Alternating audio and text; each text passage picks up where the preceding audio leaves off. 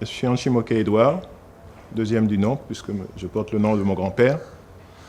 Et j'ai commencé à l'âge de 9 ans les arts martiaux par le judo à Saint-Malo, en Bretagne. Et quand je suis rentré en Côte d'Ivoire en 69, j'ai commencé le Sankukai avec Maître Gourga, Bada, Charles, Parfait, c'est la même équipe. Et Maître Mi Guinok-Mi était notre instructeur. Ensuite, je suis reparti en Europe.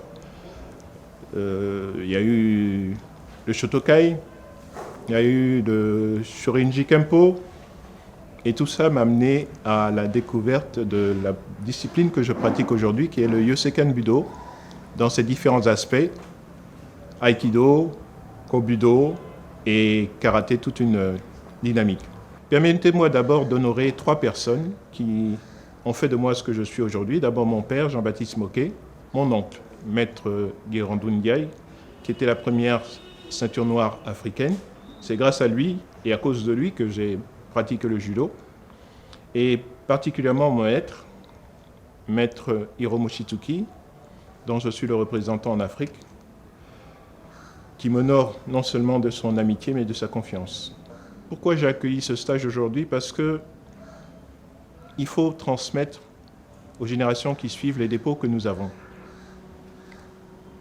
On nous appelle maître, on m'appelle maître, mais lorsque j'étais en Tunisie, j'ai vu écrit quelque part « Vous ne devenez maître que quand vous avez formé des maîtres ».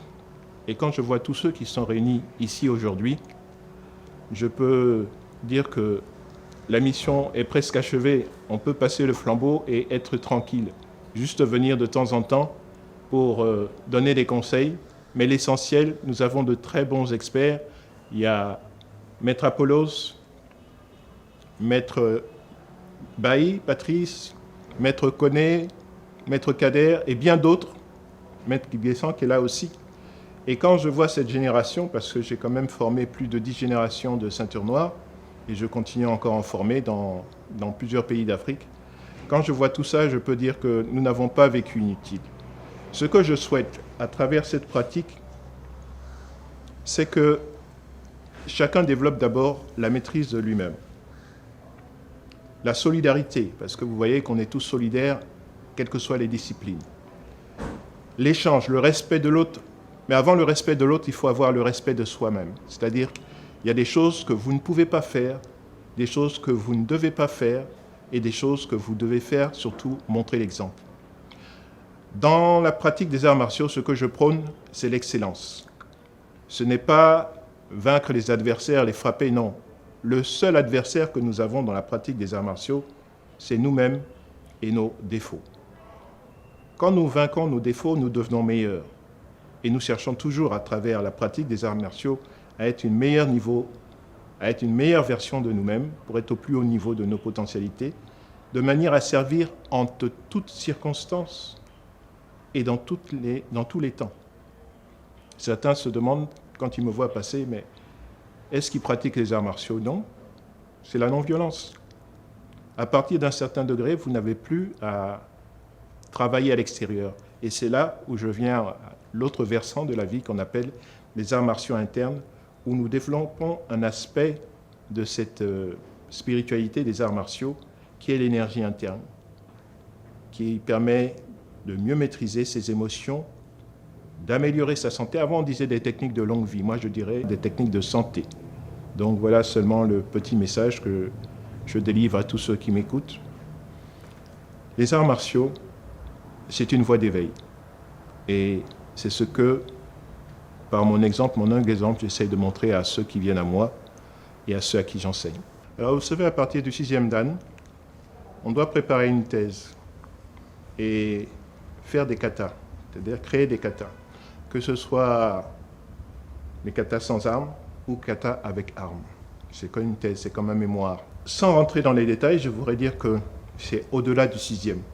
Que ce soit 7e, 8e, 9e ou 10e dan, c'est Anchi. Tant que le maître est là, le créateur, le fondateur, vous portez le nom de Anchi. Après, c'est autre chose. Pour vous donner l'idée du Anchi, vous voyez ça, c'est ça le Anchi. C'est un bois en apparence. Mais si je tire sur le sommet, qu'est-ce que vous voyez? Une arme tranchante. elle peut juste se montrer et se refermer. Mais si elle sort, elle doit toujours revenir trempée.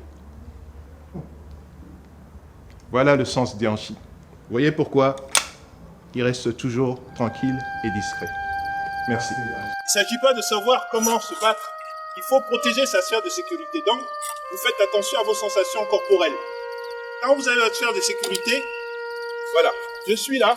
Je n'ai même pas besoin de voir si je dois toucher le nombril. Ouais. N'est-ce pas?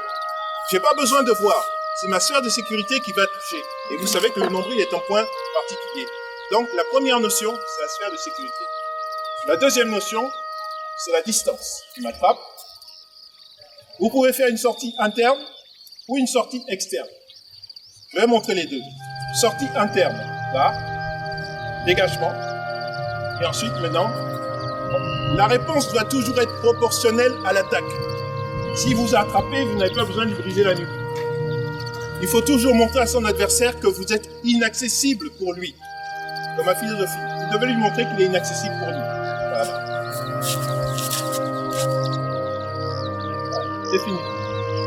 Maintenant, s'il insiste, s'il bouge, je bouge en conséquence.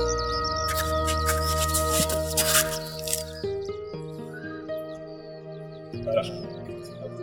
D'accord. Si c'est externe, sortie externe. Voilà, sortie externe. Là, vous avez vu ça.